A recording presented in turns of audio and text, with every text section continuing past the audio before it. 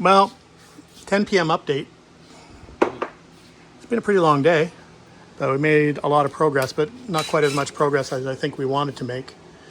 Anyway, the engine's in, and we started buttoning things up, like putting the alternator on is done. The exhaust system's hooked up. The starter is in. We started with the trans mount in, drive shafts in. So got a fair amount done in here. So we're gonna pick it up tomorrow. I don't think we're gonna go much longer. I'm getting kind of tired.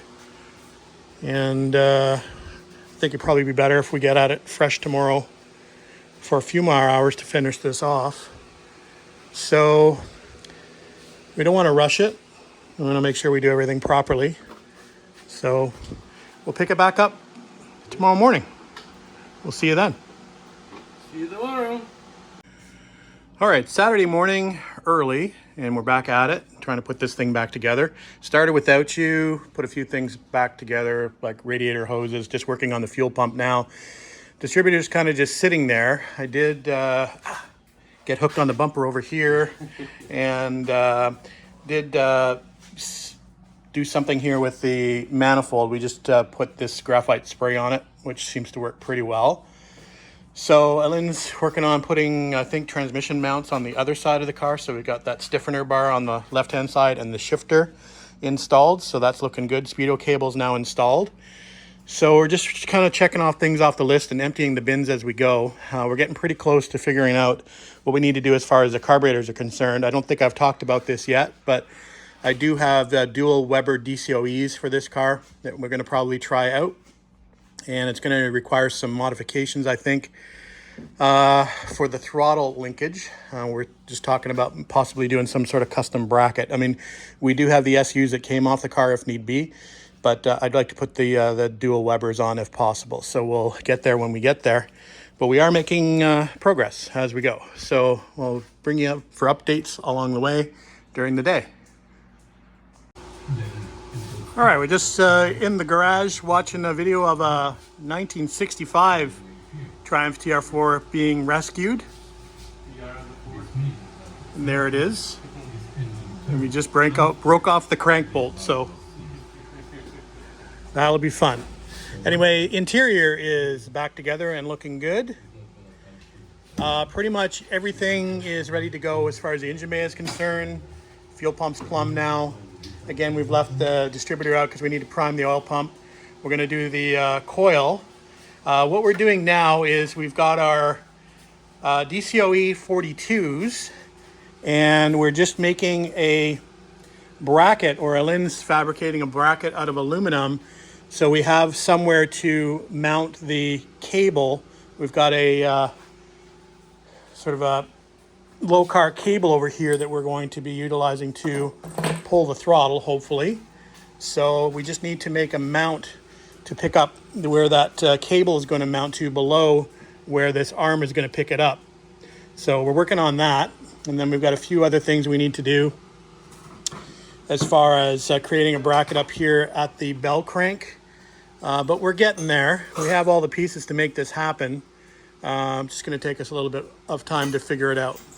All right, that's it. That's for the update for now. Still need to wire the starter up, so we got to do that shortly. And then we're getting pretty close to go time. So I think it's probably coming up to around 2 p.m. It's looking pretty good otherwise. All right, just finishing up the custom accelerator cable for the Webers. So that's what they're looking like. This is the Ratco kit from here to here. Ellen's made this custom aluminum bracket here that we picked up 2 studs on the bottom of the manifold. And we've got our billet linkage there. We're just hooking up to the pole here. So what I'm going to do in the meantime, we still have fuel line to run from there. I'm going to start doing engine oil. So for engine oil, I'm going to be using a break-in oil. So we're going to be using this Lucas SA30 engine break-in oil. So we're going to pour some over top of the rocker shaft to make sure that's nicely lubricated. Before I put the valve cover on, we'll fill it up and seal it up, and that'll be ready to go for that part of it. Then we can use the distributor drive to prime the oil pump and go from there. All right, just trying to get ready for startup, and we run into an issue where we can't get oil pressure when we're priming, so that's a problem. We've checked oil at we thought it might be the gauge, so we've popped the line to the gauge and we're not getting any oil there. We were checking the weep holes on the rocker shaft to see if we're getting up to the top of the head. We're not getting any there. So, and obviously we're not showing anything on the gauge. So that's a problem. So we're scratching our heads at the moment. It's a new oil pump. So, I don't know. And it's pumping when we spin it here. Yeah. Oil keeps coming up. Yeah. So I have to.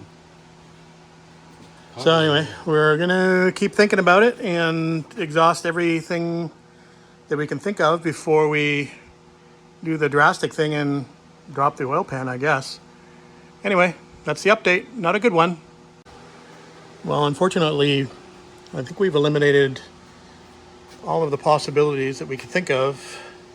We've cracked this line here, and we are getting some oil flow, but not a lot. So that we checked the fitting down here with the acorn nut, which is the feed line for that gauge, to make sure the washers were installed correctly. We're good there. Still not getting any flow. Obviously, we're not seeing any flow on the gauge. We're not seeing anything come to the top of the head. We're not getting that feeling that we're priming, which you can usually tell when you're spinning by drill. So I think we're going to bite the bullet and we're going to drop the pan. And we're going to investigate this new oil pump that we installed. And the only other thing we can think of is the gasket for the oil pump. And Lynn demonstrated it in one of his videos that you can actually put this on backwards. So it's possible, I guess, that we could have installed that backwards. We're going to check and see. We don't think that's the issue, but we won't really know until we get down there and have a look. So unfortunately, we've got to drain the oil we put in and inspect things down there once we get the oil pan off. And then we'll come back to you with an update.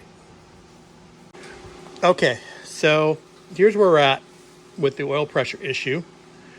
So the pan's off, the filter housing's off, oil pump's out. This is disconnected. So we're just sort of brainstorming to try to figure out what could possibly be wrong. You know, we're checking all our gasket surfaces to make sure we've not blocked any oil passages. And I think what we've figured out is that...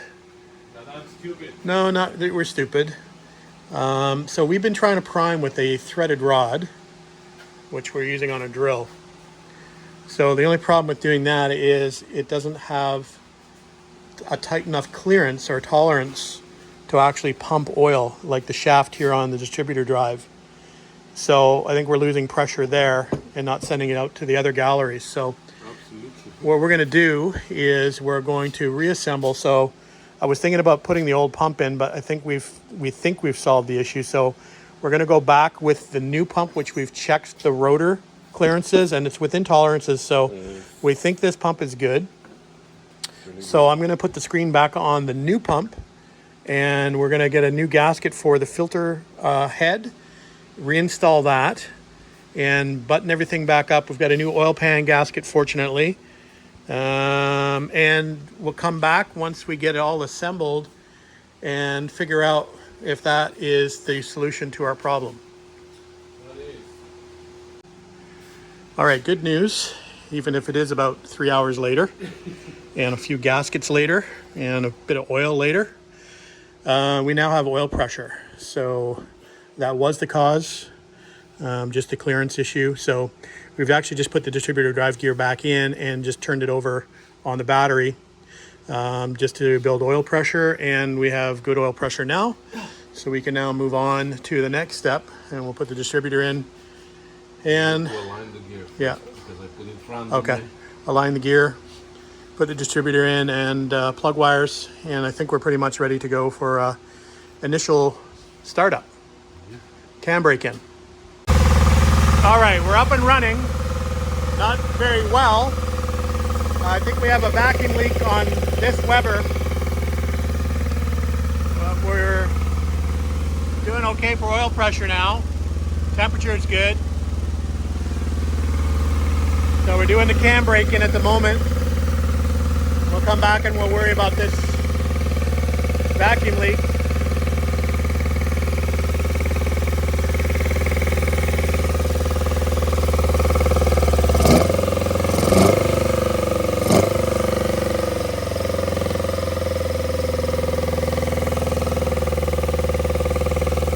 Having a problem with our fuel pump, our mechanical pump not working, so we've got a electric pump in line and it's putting out too much pressure. So anyway, we'll fix that afterwards.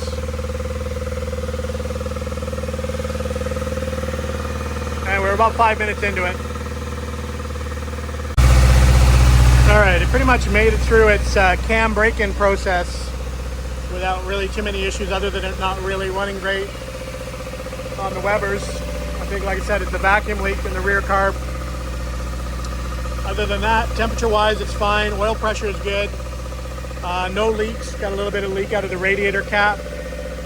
But other than that, got some electrical gremlins. It's not really showing us a good signal to get RPM either on the snap-on counselor or even on our timing light. So something's a little wonky. We thought it might be the electric fuel pump screwing up the signal, but it's not that. We disconnected it and it's still doing it. Anyway,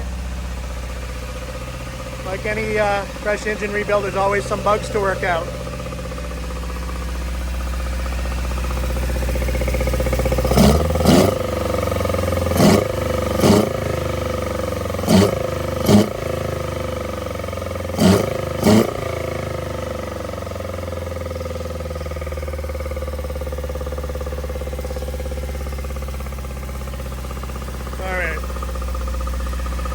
We're gonna shut it off, let it cool down a little bit, and we'll adjust the valves. The valves are supposed to be adjusted warm, so we'll make the adjustments and then fix our vacuum leaks.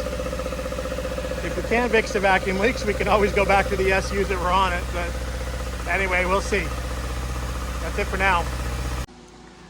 All right, the last thing for tonight is we've let the car cool down enough where we want to adjust the valves warm, and we're going to 13 thou on the valves warm, both intake and exhaust. So just about to go ahead and do that now. And that's the last thing we're gonna do for tonight. And we'll do some more troubleshooting whenever we get back to the car next. All right, so another long day out in the garage today. We started at about 8 o'clock this morning. It's coming out 10 p.m. And the car definitely fought us a little bit today with that oil problem, and then the fuel pump was giving us issues, and of course the Webers are giving us some issues, which we expected. I mean, they're not going to run perfect right from the get-go. But anyway, we've adjusted the valves warm, so a few of them were out of spec, but some of them were not too bad.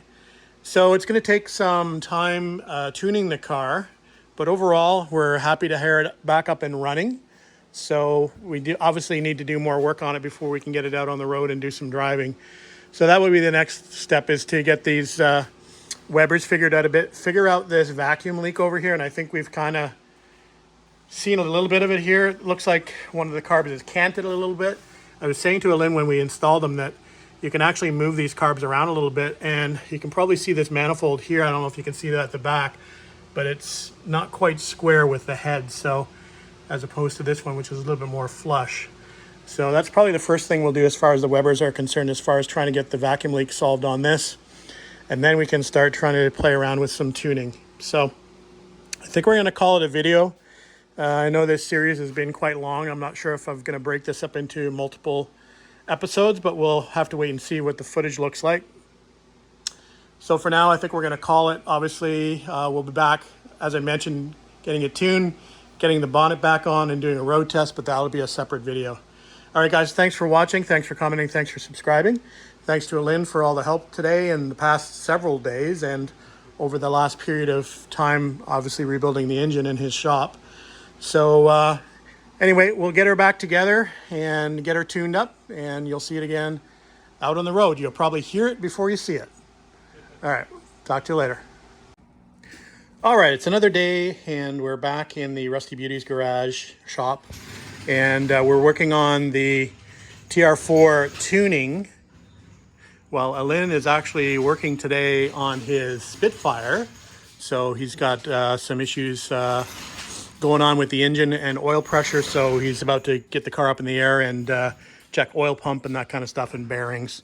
So he's going to do that. While he's doing that, I'm going to play around with the tuning on these carbs. And the first thing I want to do is try to eradicate the vacuum leak that we're experiencing on this rear carb. So I'm probably going to pull the carbs completely off again. I'm thinking about potentially double gasketing them, and hopefully that might help with the vacuum leak. It may just be a simple process of canting this rear carburetor over a little bit. As I mentioned, I think on the previous video, or at least the previous video segment, these carburetors have some movement in them on their flanges. So I may be able to just move it enough to get rid of that vacuum leak that we're experiencing on the rear here. So I definitely want to do that. I have to do that before I basically try to do any tuning, because I'm not going to be able to tune anything with a vacuum leak. So that's what we're up to today. And like I said, I'll lend Alin a hand on the Spitfire when he needs it, but I think he's good to go by himself temporarily, at least, maybe until we get to a point where we want to do some other stuff like potentially pulling the transmission later on. But anyway, for now, I'll tinker away on this while he's working on the Spit.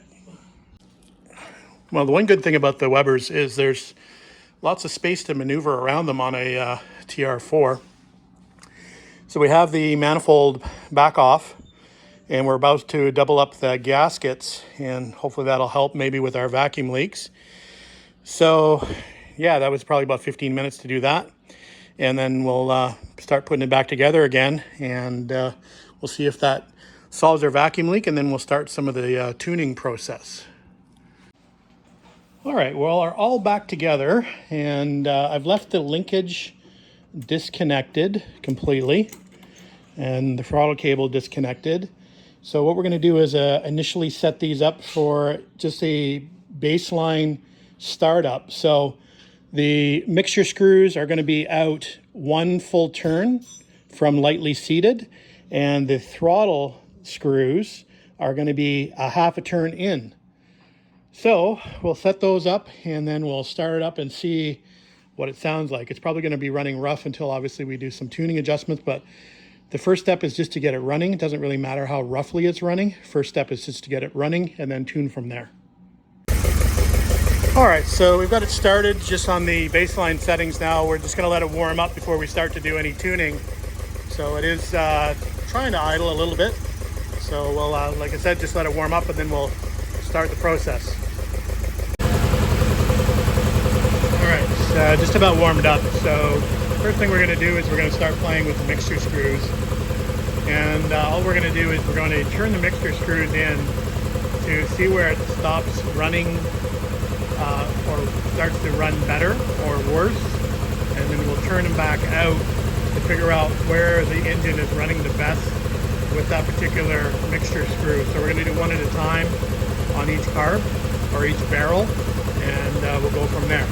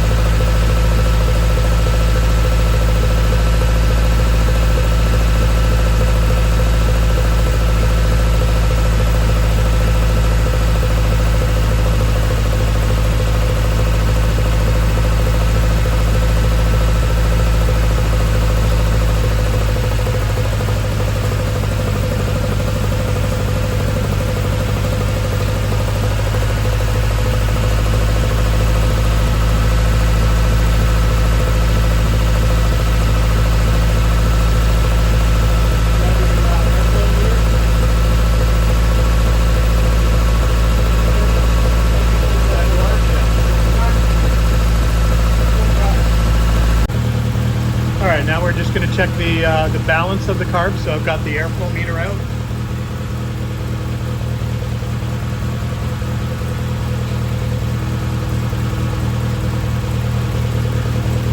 I'm going to bring the highest carb down to the lowest carb.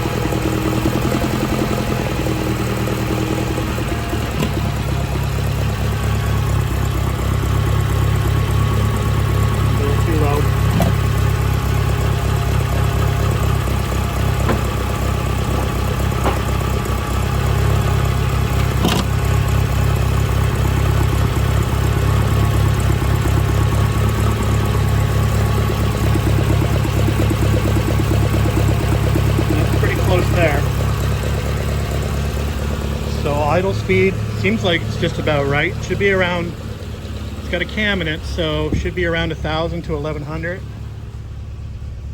So we're pretty much spot on there as far as RPMs are concerned. So I'd say it's probably a good idea or a good time to hook the linkage back up and to take it for a test spin and see how we did. All right, seems to be running pretty good. I'm going to fix this one attachment point for this air horn before we go on a spin, but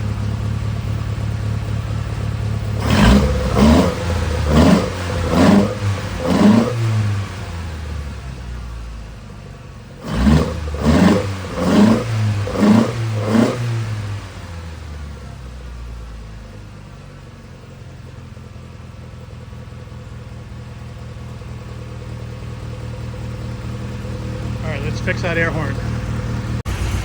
All right, so everything's back together. Air horn's now got a new tab on it, so it should stay put. We've got the foam filters on.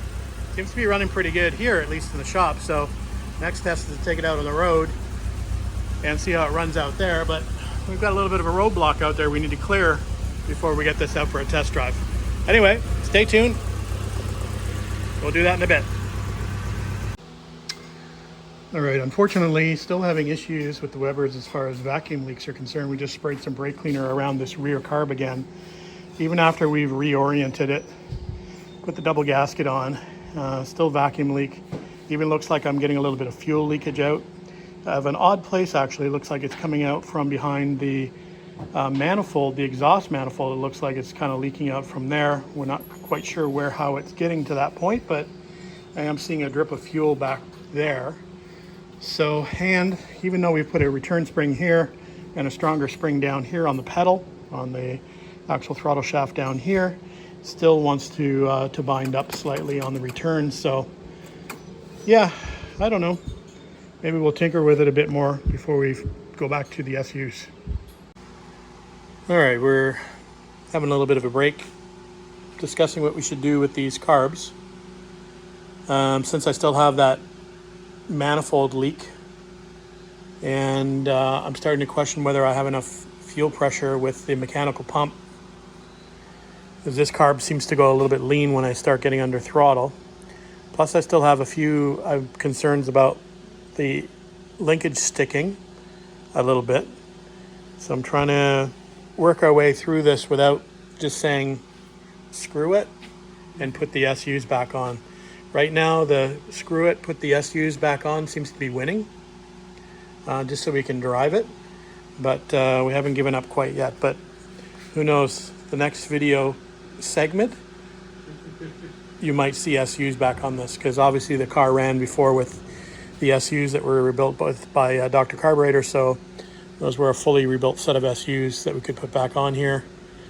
And I guess we could probably play with these at some later date. But anyway, we'll have another sit down for a few minutes and discuss and go from there. All right, decision time.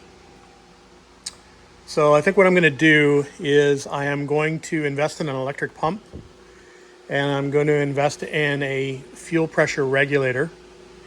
So I'll get those ordered. I think in the meantime, since these only take me about 20 minutes to take off, I think what I'll do is I'll take this off, take the Webers off temporarily at least. We'll put the SUs on so Alin can drive the car because he doesn't have anything to drive currently. So at least we can get the car up and running on the SUs, and then we can work to swapping back to the Webers fairly quickly since we have the setup already done pretty much with the, you know, the return springs now, the throttle cables are all set up. So it's pretty easy to get this back in on the car within about a half an hour's worth of work. So I may as well do that, at least get the car up and running so we can get it broken in past that 500-mile mark. And then we can think about possibly going back to the Webers once we get the fuel pump and the regulator in and installed. So I'm going to start taking it back apart and going back to SUs. I know, I can hear you screaming, but let's get the car up and running. All right, after about an hour or so, the Webers are off, the SUs are back on, everything is hooked up. Might have to make an adjustment on the choke cable, but it's hooked up. So fuel line's hooked up. I think we're probably ready to fire this up for the first time since the rebuild on SUs. Let's do that now. All right, we are back at the Rusty Beauty shop. It is Canada Day, so July 1st, 2024. Happy Canada Day. So we're trying to figure out where we left off this last video, and I know we got it up and running on the Webers, and as you can probably tell right now, the car is back up and now running on the SUs that we had on it. And there was a couple of different reasons. I think I talked about it in the previous video segments. Again, I can't really remember because that was probably like a week ago. But so we had a few different issues with the Webers, and I think we've kind of resolved them actually by putting the SUs back on. We were able to do a little bit of troubleshooting and figured out some things that were affecting the Webers. So now that we've figured some things out, we're probably going to go back to the Webers and see if we can get those to run and operate better. So here's a couple of things that we figured out. Number one, we thought that the linkages were binding on the Webers a little bit, and to tell you the truth, once we took the Webers off and we were playing around with putting the SUs on, we realized that a lot of the binding was coming from the actual throttle shaft, and the belt crank here along the firewall was causing some issues. So we've lubed that up and straightened the rod. Actually, the rod was a little bit bent from, I guess, where it was hooked at some point by somebody removing an engine.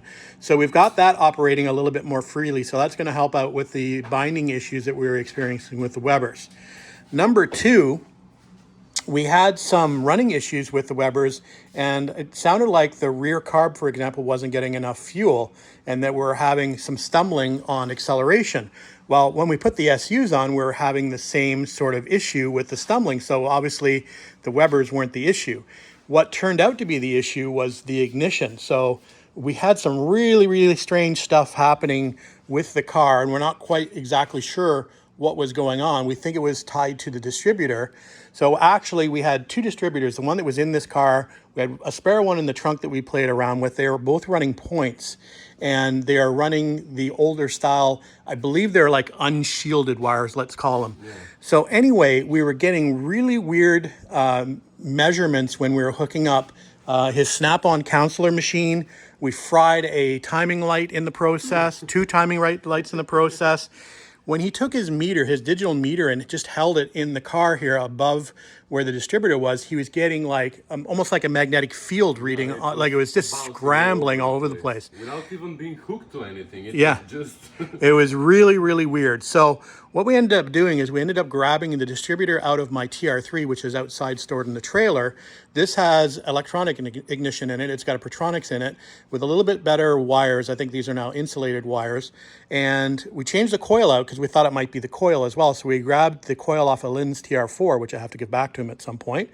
But now it seems to be running fine. We resolved the stumbling issue as far as the carburetors are concerned. So when they say most of the carburetor issues are usually ignition issues, and that was the case. So I think we have the stumbling issues resolved from the carb perspective. So again, that leads me to want to go back to try the Webers again.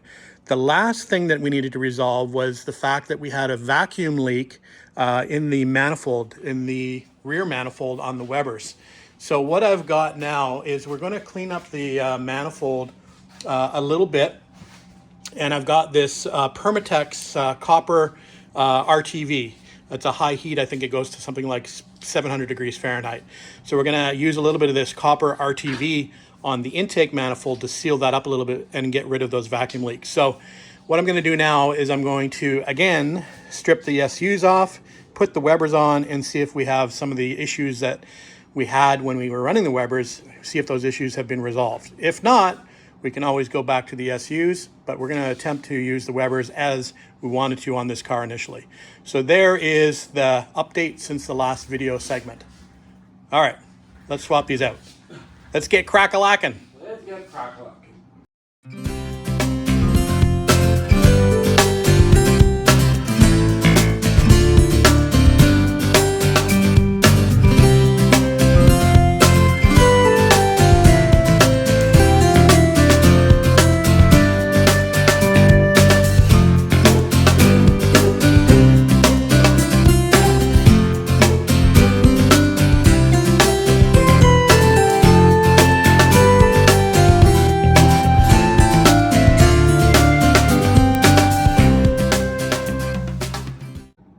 All right, we're on to reinstalling the Webers now. So I've got that copper RTV on the intake manifold. Here's what we're using, this ultra copper Permatex. It's good for temperatures up to 700 degrees Fahrenheit, apparently. And it's supposed to be good for manifolds. So that's what we're gonna do. So we've got the car prepped and ready to go. We just did a little paint touch up here on the top. We graphited our exhaust manifold. So Lynn's going to help me put this on so I can sort of hold it and you can start the bolts and just fit it up loosely so we don't disturb the gasket. Apparently what you're supposed to do is put this on, let it sit for an hour, and then snug it back down. So that's what we're going to do. All right, Webers are back on installed with the linkage. So no chokes installed yet, but we'll give this a shot and see if she fires up. Let her up. You're in neutral? Yeah. Okay. Would you like the battery on? Yes, please. There you go.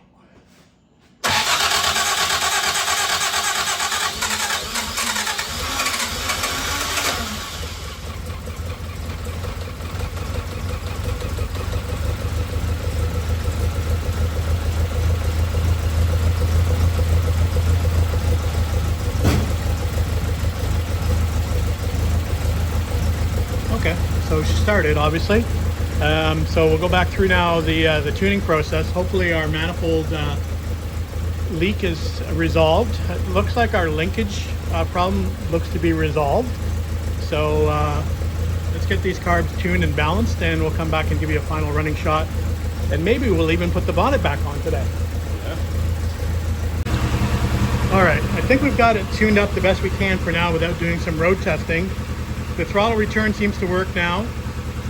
We're going to check the mixture, but I believe I have it set fairly close, but we'll do some plug readings afterwards. So I think we're ready to hit the road. So I'm going to move my TR6 out of the way and we'll let Lynn go for a rip and see what he thinks. And for those of you who might be new to the channel, here's my 73 TR6. I just got out of storage a couple days ago. So happy to have it back out. Love it. You hanging? Is it? Yeah.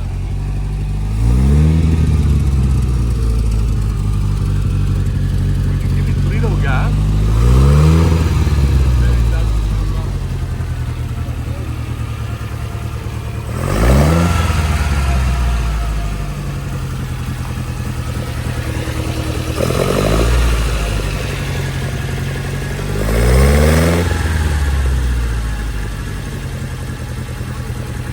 Okay.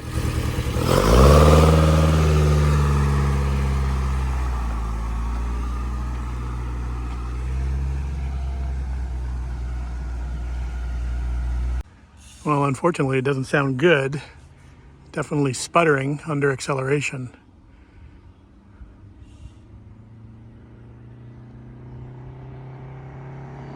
You hear it?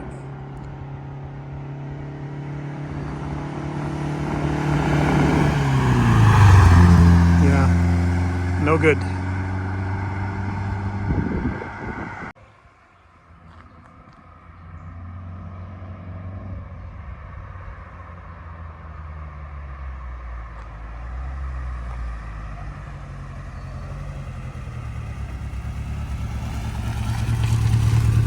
Open throttle is like, Yeah, bogging down. yeah. Looks like you're getting some black smoke out of the exhaust as well, so. Okay. SUs, here we come. Anyway, we'll play around tuning it a bit more before we give up.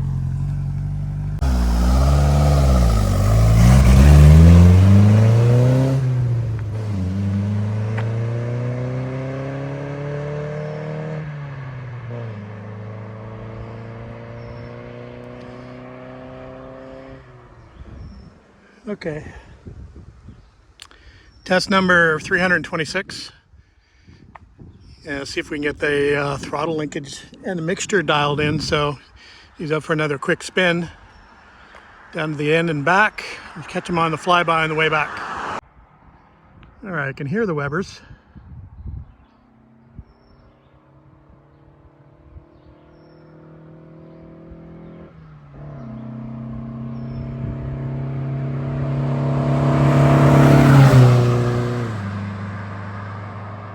Sounds pretty good.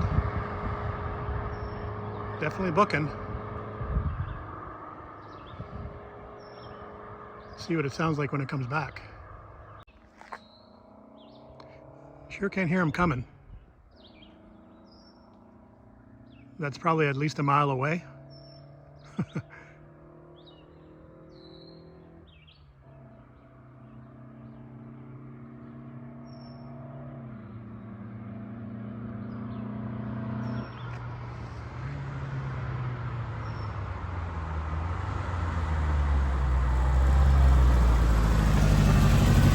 Excellent. All right, maybe we got it licked.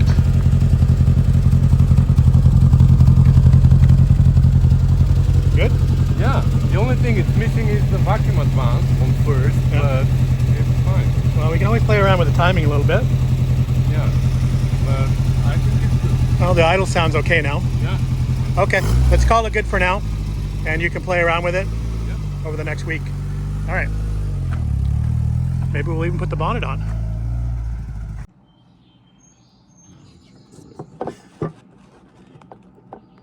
Maybe the bar on the side?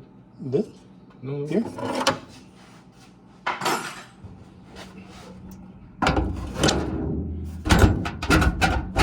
Now it might be hitting the linkage.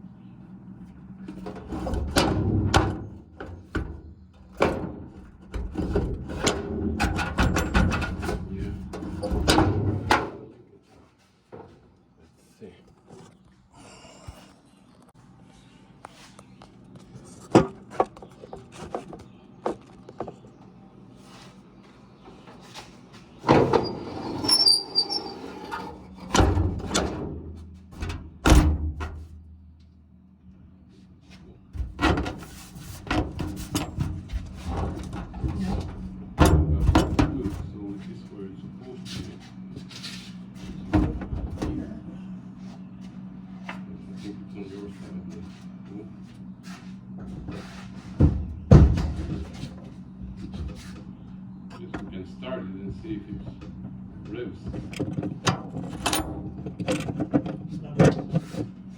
No.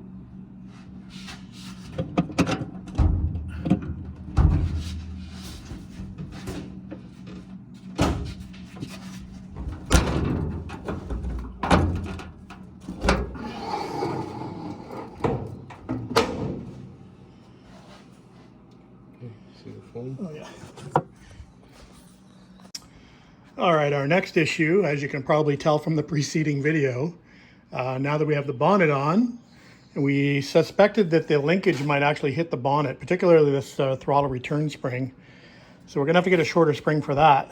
But the arms are too long on the billet linkages, so we just popped those off.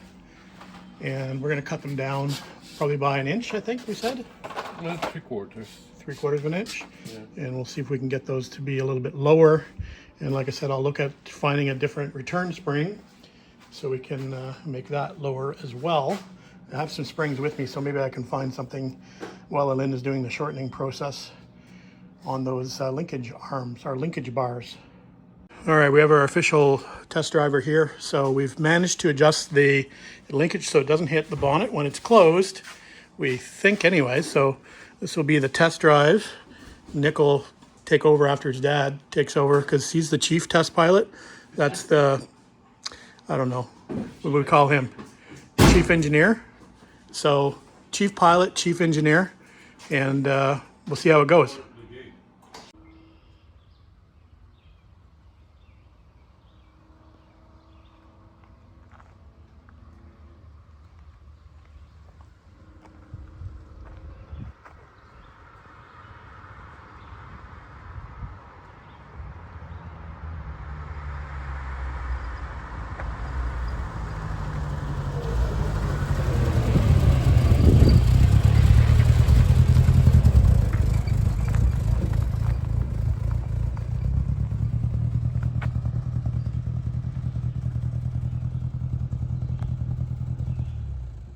Okay, Nick, how was the chief pilot's test drive? It was great. Was it okay? It's running really good. Okay, good. So I think we'll put an end to this video. So we've managed to make that linkage and the Webers work, which is good. So it seems to be running pretty good right now. Obviously, we need to do a little bit of tweaking here and there, maybe play with the timing a little bit. But other than that, I think we're pretty happy with the Webers at this particular time. So I guess we'll call an end to this video. Yep. And like I said, we'll tinker a little bit as we go along. We'll bring you updates along the way. Thanks for watching. Thanks for commenting. Thanks for subscribing. And we'll see you on the next video.